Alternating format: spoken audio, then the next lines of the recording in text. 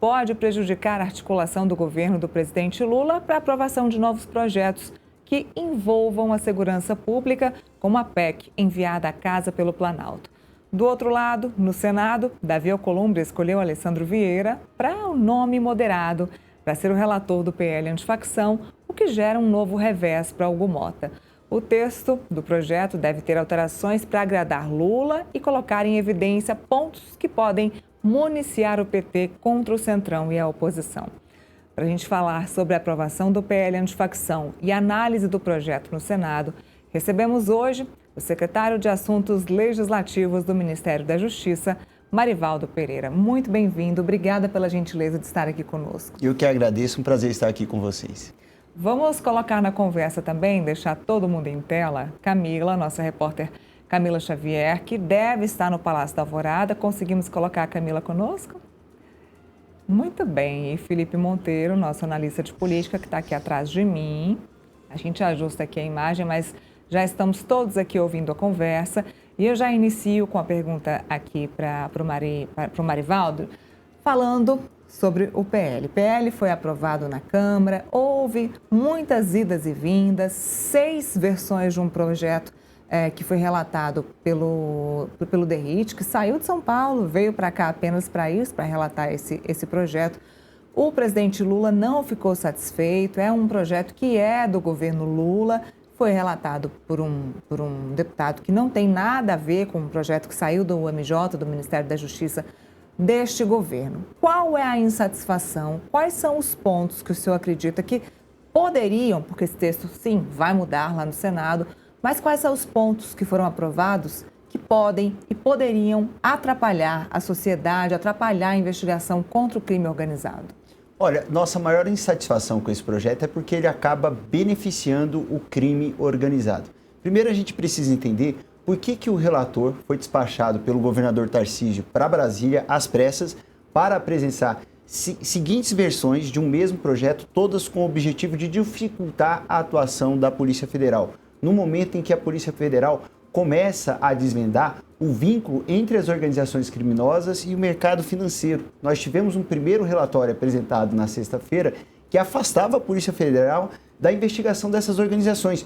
Pior, subordinava a atuação da Polícia Federal ao aval dos governadores. Isso a sociedade precisa questionar. O que levou o governador Tarcísio a exonerar às pressas o seu secretário de Segurança para que ele viesse a Brasília tentar afastar a Polícia Federal da investigação de organizações criminosas. Felizmente, esse ponto do projeto caiu, mas até a última versão que foi aprovada, a gente ainda tem obstáculos graves à atuação da Polícia Federal. Um deles é a retirada de recursos da Polícia Federal. O relator insistiu em mudar a sistemática de distribuição dos bens que são apreendidos do crime organizado. Hoje, essa sistemática se dá de acordo com cada crime. Se vier do tráfico, vai para o Fundo Nacional Antidrogas. Se vier de lavagem, vai para a Polícia Federal. Se vier de outros crimes, vai para o Fundo de Políticas Penitenciárias, Fundo Nacional de Políticas Penitenciárias. O que o relator fez? Ele diz, se a investigação for do Estado, fica com o Estado. Se tiver participação da Polícia Federal, você divide com a Polícia Federal. Se for só da Polícia Federal, vai para o Fundo Nacional de Segurança Pública, que também é distribuído para os estados. Com isso, o que o relator fez? Criou uma lógica que incentiva a atuação não integrada, porque as polícias não vão querer integrar, porque se integrar vai ter que dividir o recurso. Exatamente o contrário do que todo mundo que discute o tema de segurança pública afirma. Segurança pública, quanto maior a integração, maior a eficiência no combate às organizações criminosas. Mas esse nem é o ponto mais grave. O ponto mais grave do projeto foi que, para não utilizar o texto do Poder Executivo, o relator ignorou todo o sistema já existente de combate a organizações criminosas e criou uma nova lei que não dialoga com a já existente. Ora, isso vai levar a uma série de conflitos de normas que vai permitir aos investigados interporem sucessivos recursos e assim postergar a conclusão de investigação. Quem ganha com uma investigação que demora décadas para ser concluída? Os investigados, quem comete crime, quem ganha com isso são as organizações criminosas. Bom, só para explicar para quem está nos assistindo, ontem o ministro da Fazenda, Fernando Haddad, falou sobre essa questão financeira e de como isso estaria sendo dividido no projeto do Guilherme DeRitt. O senhor falou agora sobre essa questão dessa divisão e que isso seria ruim porque acaba dividindo as áreas da segurança, repartindo esse dinheiro. Mas esse dinheiro, esse valor, ele já não é repartido? Sim, exatamente. Olha, esse é um ponto bem interessante. Como funciona hoje? A maior parte dos bens que são apreendidos vem do tráfico. De acordo com o artigo 243, parágrafo único da Constituição, esses bens apreendidos, proveito ou uso para o tráfico, têm que ser revertidos para um fundo específico. Esse fundo é o Fundo Nacional Antidrogas. Como é que esse fundo atua? Ele pega esse bem, vende esse bem e repassa 40% do que foi arrecadado para o Estado que arrecadou o bem. Então o Estado já recebe, já tem proveito desse bem. E mais, o Estado tem a vantagem de não precisar ter uma estrutura para promover o leilão desses bens. Então, para o Estado é muito vantajoso. E o restante vem para o FUNAG e é revertido em uma série de políticas, entre elas o financiamento de ações da Polícia Federal. Então, hoje, o Estado já recebe parte do que é apreendido. Você determinar que esse bem vá direto para o Estado e não venha para o Fundo Nacional Antidrogas, além de violar a Constituição, está criando um problema gigantesco, burocrático para os estados. Veja, hoje a gente tem uma estrutura de leilão desses bens. Se aprovada a proposta, nós vamos ter que ter 27, uma para cada unidade da federação. Definitivamente isso não é bom para ninguém. E mais, vale ressaltar que hoje, grande parte do recurso que o governo federal manda para os estados, eles têm uma dificuldade gigantesca para gastar. A gente tem o Fundo Nacional de Segurança Pública. Metade do Fundo Nacional de Segurança Pública é transferido fundo a fundo para os estados. Se você olhar na página do Ministério da Justiça agora, essa informação está em dado aberto, a gente deve ter mais ou menos 3,5 bi parados sem executar nos estados. Então o recurso que seria utilizado hoje para operações da Polícia Federal vai ser transferido para os estados e vai ficar parado rendendo numa conta. Muito bem, coloca a Camila aí de novo na tela para mim, que eu quero ela inserida na nossa conversa. Camila, sua pergunta para o doutor, por favor. Muito boa tarde, Neila, Felipe, aqui nos acompanha, também ao secretário. Eu queria saber, secretário, em relação agora à tramitação do projeto lá no Senado Federal. Como que o Ministério da Justiça, o governo viu a nomeação do Alessandro Vieira como relator e se já tem alguma conversa prevista para alinhar esses pontos com ele? Olha, a nomeação do senador Alessandro Vieira foi muito bem recebida, porque ao contrário do deputado Guilherme Derrite, o senador prontamente já procurou o governo para dialogar. Veja, o que nós estamos discutindo não é a necessidade, a possibilidade ou não de alteração da proposta do governo federal. É natural que essa proposta seja alterada. O que é inédito é um relator ser nomeado, se recusar a dialogar com o governo federal e apresentar uma proposta que, no lugar de melhorar o combate ao crime organizado, piora o combate ao crime organizado. Isso é que é a grande novidade. E o deputado Guilherme Derrite fugiu o tempo todo do diálogo. O presidente Hugo Motta tentou agendar uma reunião com ele, a ministra Gleisi, ele se recusou a dialogar, mesmo com os jornalistas após a aprovação do projeto. Eu estava lá, presenciei isso. Ele leu um longo discurso homenageando o Bolsonaro, homenageando o governador Tarcísio, e quando abriu, era o momento de fazer as perguntas, ele saiu correndo, deixando todos os colegas de vocês lá esperando, sem ter respostas para as inúmeras perguntas. E são muitas perguntas sobre esse projeto. Gente, a gente deve alertar o seguinte: quando o último relatório foi apresentado, ele já estava lendo em plenário. Então, os parlamentares votaram sem conhecer profundamente o texto. Ontem eu e minha equipe ficamos mergulhados analisando esse texto. Encontramos inúmeros problemas. Entre eles, o tratamento diferenciado para a organização criminosa ultraviolenta e o tratamento das milícias. Então, há um tratamento diferenciado para organizações violentas e outro mais ameno para as milícias. Qual o objetivo disso? Qual era o objetivo do relator ao fazer uma proposta dessa? E veja, o relator foi muito alertado. Ele pode até não ter conhecimento sobre o sistema de combate a organizações criminosas. Ninguém é obrigado a ter. Mas ele foi reiteradamente alertado que se o texto fosse aprovado da forma como foi aprovado, seria um presente de Natal para as organizações criminosas. Mas ele insistiu nisso, porque o objetivo dele, desde o início, era criar algum empecilho para a atuação da Polícia Federal. Bom, quero colocar o Felipe também na nossa conversa. Felipe Monteiro, passamos essa semana e a semana passada toda discutindo esse tema. E ontem, de que forma esse texto seria modificado quando chegasse ao Senado? Pois bem, chegou ao Senado, relator escolhido, e agora estamos aqui com o secretário Marivaldo debatendo justamente esse assunto. E agora tá aí, fica à vontade para perguntar a ele, para colocar aí as suas questões à tona também. Boa tarde, Neila. Boa tarde, secretário Marivaldo. Boa tarde, Camila. Boa tarde aos telespectadores. Primeiramente, é um prazer conversar com você, secretário, sobre um assunto tão importante para toda a comunidade e população, né, que está preocupadíssima, né, com os níveis de segurança pública, com a sensação de insegurança que toma conta de todos os centros urbanos, né, do Brasil, né? Então, esse projeto, na verdade, a população clama para o projeto de segurança pública, né? Aí minha pergunta vai no seguinte sentido: eu estava ouvindo você falar e criticando a versão final do projeto, né? E a versão inicial do governo, é bom lembrar que tinham vários eixos, né? O primeiro eixo era conceituar a facção criminosa, que não há um conceito jurídico no Brasil, né, nas legislações esparsas, sobre facção criminosa. O segundo eixo era exatamente a estrangulação, né, do poder econômico e financeiro da facção criminosa, né, com possibilidade de apreensão de bens, perdimento de bens. O terceiro eixo seria exatamente a possibilidade de uma atuação mais efetiva da Polícia Federal. E tem outros eixos, né? Vou até colocar um que eu lembrei aqui agora, é a questão de evitar, né, com que as organizações criminosas tomam conta dos poderes constituídos, né, no Brasil, né? Quando eu pego, né, o projeto aprovado, né, na Câmara dos Deputados, mais de 330 votos favoráveis, né, eu consigo identificar esses eixos, né? Não é da forma com que o governo colocou, mas eu consigo identificar esses eixos. A minha pergunta para você é a seguinte: não tem nada que dê para você aproveitar desse projeto aprovado na Câmara dos Deputados para você? Nada é aproveitável? Seria melhor não ter sido aprovado nenhum marco contra a organização criminosa do que aprovado o que foi aprovado pela Câmara dos Deputados? Essa é a minha pergunta e minha breve provocação.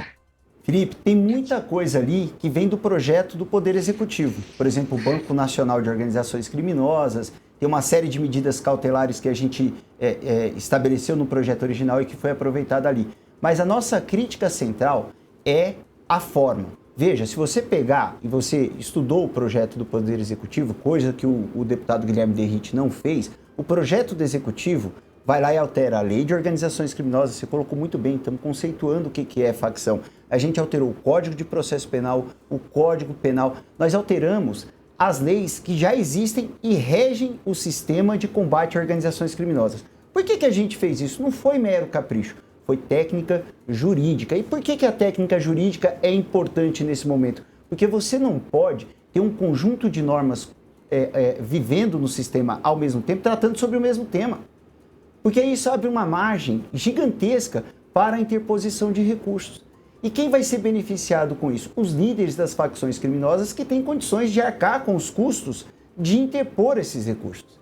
E veja, o judiciário, quando tiver que conciliar as duas normas, a proposta do Derrite e o que existe hoje, vai levar uns 10 anos para chegar nos tribunais superiores, consolidar o entendimento e ainda assim vai ter juiz que não vai seguir o entendimento do Tribunal Superior. Então, o maior problema da proposta é estrutural. Você colocou bem, tem muita coisa do PL, do Poder Executivo que está ali, mas da forma como está colocada, paralela ao sistema atualmente existente, vai gerar uma confusão jurídica gigantesca. Mas ainda assim, tem muita coisa que estranhamente o relator não acolheu. Por exemplo, a gente tinha uma previsão de cautelar de afastamento de servidor público que tem indícios de envolvimento com organização criminosa. Por que será que o relator tirou essa possibilidade de afastamento? A gente estava alterando o parágrafo 5º do artigo 2º, salvo engano, da Lei de Organizações Criminosas, para prever que esse afastamento, que já está previsto na lei, também se aplicaria a milícias. Coincidentemente, o relator não incluiu essa proposta. A gente tem uma diferença de tratamento entre organização ultraviolenta e milícia, estranhamente também. No nosso, não tem. Toda vez que a gente fala de facção, a gente fala de milícia. Por algum motivo, o relator optou por tratar diferente uma e a outra, e tratar de forma mais amena a outra. Tem um texto, parágrafo 3º do artigo 9º do relator, do último relatório. Ele cria um checklist para a realização de bloqueio e sequestro de bens. Se aquilo ali tivesse em vigor, talvez a gente não tivesse a Operação Carbono Oculto com o sucesso que ela teve. O maior sucesso da Carbono Oculto qual foi? A quantidade de patrimônio apreendido das organizações criminosas. A quem interessa criar obstáculos a esse tipo de bloqueio de patrimônio. Isso está lá, parágrafo 3º do artigo 9º da proposta do relator. Então, tem muito problema, muito problema. Vou te dar um último exemplo para você olhar aí no texto do relator. Parágrafo 3º do artigo 2º. Ele cria um dispositivo que fala o seguinte: ainda que a ação seja praticada por alguém que não seja membro de organização criminosa, você vai aplicar uma pena de 12 a 30 anos. Entre as condutas que está lá embaraçar operação policial ou operação de manutenção da ordem. Então, o bloco de carnaval que estiver ali ultrapassando o horário estabelecido pelo poder público, e aí vem a polícia para poder tirar. Se houver resistência, vai pegar de 12 a 30 anos as pessoas que estão ali. Vamos supor que os alunos do ensino médio resolvam ocupar uma escola, por qualquer motivo que seja. E aí, um governador desses coloca o choque para tirar essas crianças da escola. Se as mães entrarem na frente da polícia para impedir que elas matem seus filhos, elas vão responder de 12 a 30 anos? Então, veja, tem muito problema nesse projeto. Ele foi aprovado de forma absolutamente assodada e os parlamentares não sabiam o que estava sendo votado ali. Eu estava no plenário, conversei com vários líderes de oposição e muitos reclamaram pelo fato do projeto estar sendo votado naquele momento. Quando eu questionei, por exemplo, essa questão da retirada de recursos do FUNAD, muitos disseram: olha, se eu tivesse tempo, tivesse escutado esses argumentos, talvez eu não votasse o projeto. Eu teria concordado contigo e não teria alterado a sistemática dos fundos. Então, o que foi feito ali não foi algo para atender a demanda da população para combater organizações criminosas. O que foi feito ali foi uma mera disputa política e uma tentativa insistente de criar obstáculos à atuação da Polícia Federal. Por isso, a gente está questionando bastante o projeto. Secretário, o PL antifacção, ele não caberia dentro da PEC da Segurança Pública que foi apresentado no início do ano? Olha, essa é uma preocupação grande que a gente tem. A PEC está há 6 meses tramitando. O PL antifacção tem urgência, nós mandamos para o Congresso Nacional, mas o seu relatório, o relator foi nomeado num dia, minutos depois já tinha relatório e já foi pautado, mesmo diante do apelo até da direita, para que ele não fosse pautado, para que houvesse mais discussão. Enquanto isso, a PEC está sendo debatida há 6 meses.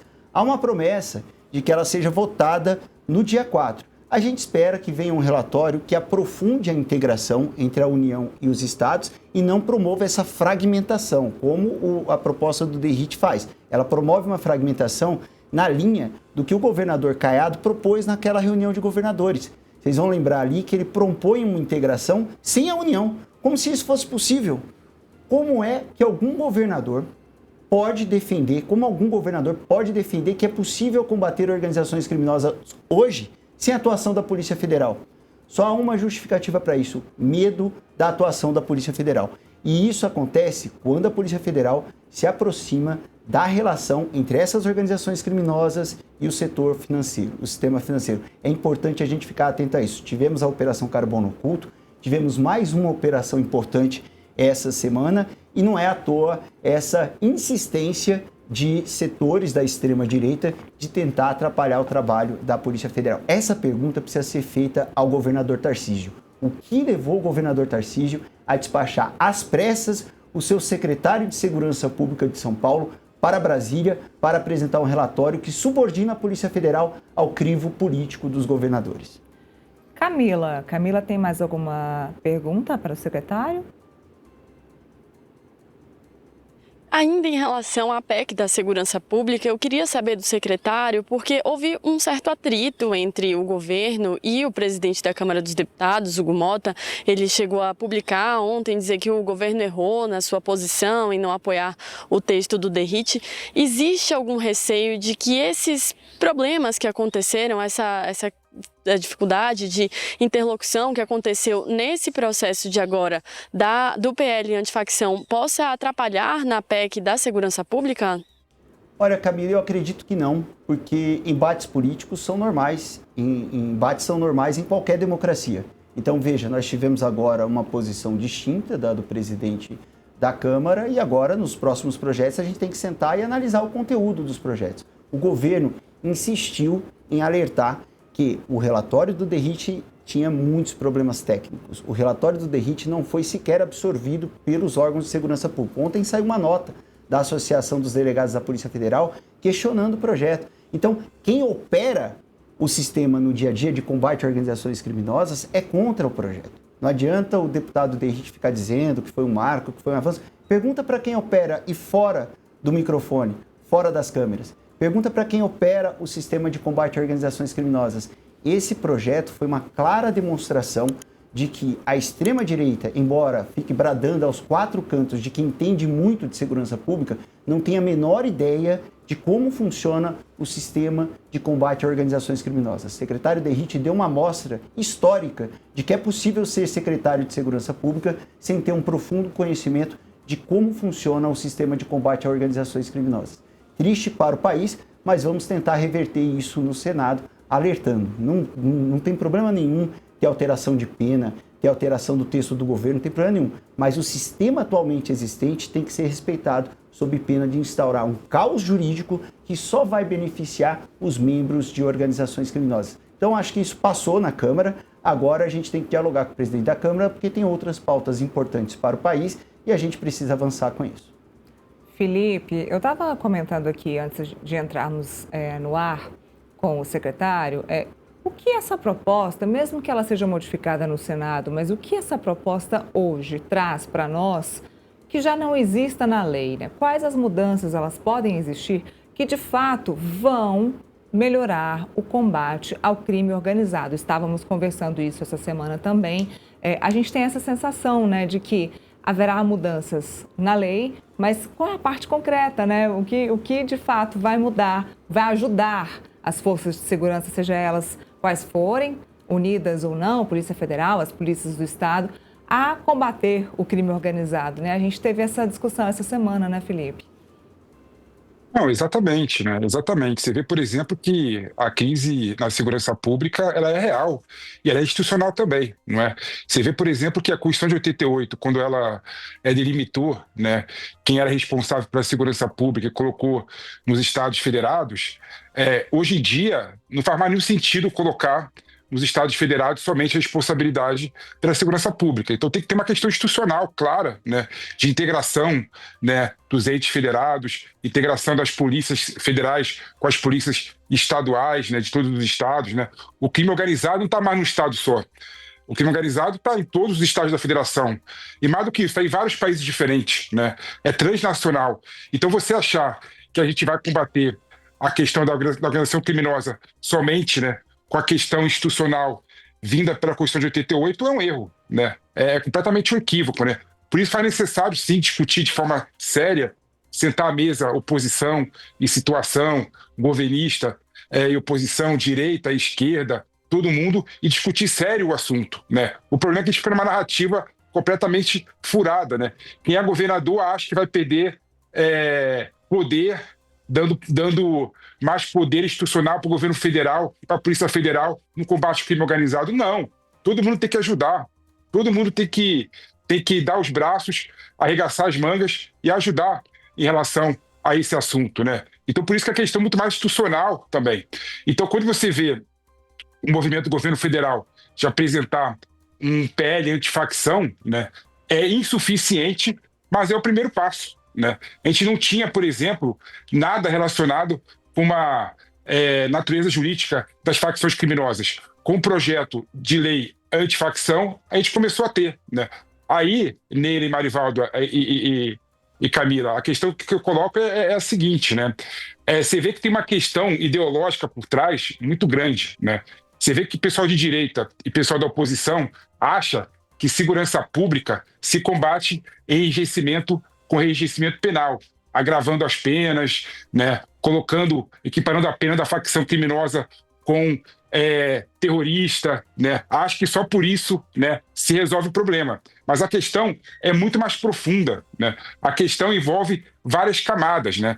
E aí, querendo aproveitar e perguntar para o secretário, o Marivaldo, uma das que se faz o projeto, né, aprovado pela Câmara dos Deputados, é exatamente o fato de que o processo de expedimento dos bens ficou muito mais burocrático em relação ao PL apresentado pelo Poder Executivo. Eu queria que você falasse diferenças sobre esse processo de expedimento dos bens apresentado originalmente pelo Poder Executivo e o aprovado pela Câmara dos Deputados. De fato, há mais burocracia para a apreensão dos bens das facções criminosas? Sim, sim, sim. Tem um furo muito grande nele. A nossa proposta, a grande inovação contida nela é o seguinte: há situações em que a parte pode ser absolvida por motivos que não significa que ela não praticou o crime.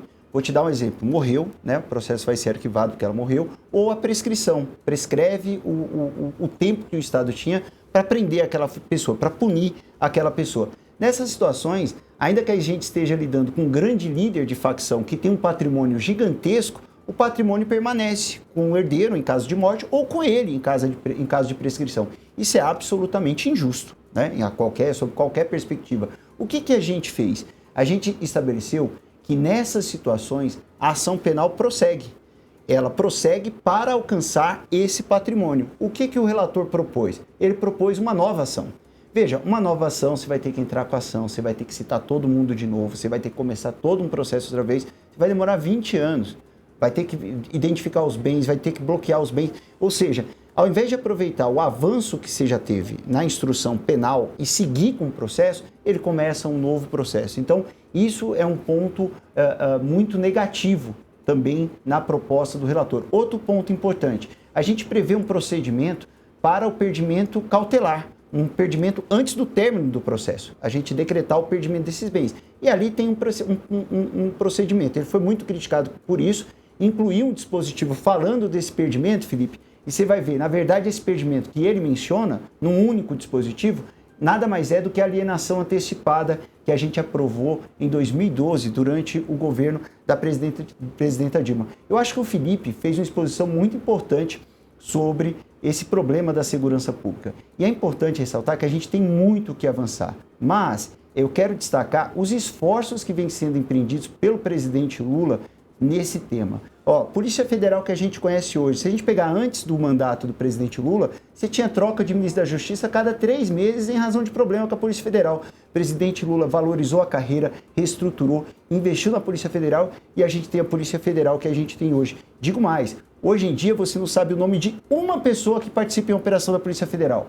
Não tem ninguém mais famoso estourando nas redes porque faz parte da Polícia Federal. Ela atua com a mais absoluta discrição. Então, a polícia mais eficiente e preparada que a gente tem hoje, que o Tarcísio e o Derrite tentaram afastar do combate ao crime organizado, nasceu a partir de uma ampla reestruturação comandada pelo ministro Márcio Tomás Bastos e o delegado Paulo Lacerda durante a gestão do presidente Lula. Sistema Penitenciário Federal, que hoje é uma grande referência, também foi construído durante a gestão do presidente Lula. O PRONASSE, que foi descontinuado, também foi a gestão do presidente Lula. A lei de combate à lavagem, que foi uma norma super importante porque desvinculou a punição da lavagem da comprovação do crime antecedente também, e a lei de organizações criminosas, que veio durante a gestão da presidenta Dilma. Tem muita coisa que foi feita, mas o crime se moderniza, é necessário a gente avançar mais. Por isso a proposta da PEC, por isso a proposta do PL antifacção, por isso a proposta que prevê um rigor maior do controle da cadeia do ouro, por isso a proposta que altera as penas dos crimes ambientais, porque ninguém é preso no Brasil por crime ambiental, e por isso o PL antifacção. Mas temos enfrentado uma dificuldade muito grande de avançar com essas pautas no Congresso Nacional, a exemplo do projeto do devedor contumaz, que o ministro Haddad vem insistindo na sua aprovação, mas a gente não consegue avançar. Bom, e a gente segue acompanhando. Antes de me despedir do secretário, eu já quero agradecer a Camila que está no Palácio da Alvorada. Já acabou? Já acabou. Tava tão bom. Não, se deixar, a gente continua aqui essa conversa até o final do dia, só porque o nosso tempo de fato acabou. Camila, obrigada por enquanto, bom trabalho para você aí no Palácio da Alvorada. Eu já agradeço o secretário Marivaldo, muito obrigada pela gentileza de estar aqui conosco. Seguimos acompanhando esse trabalho agora lá no Senado Federal, vamos ver como é que vai ser essas mudanças no texto do Derrite lá agora com o Alessandro Vieira. Eu que agradeço, Neila, Camila, Felipe, foi um prazer imenso debater esse tema com vocês. Obrigada, até a próxima. Obrigado.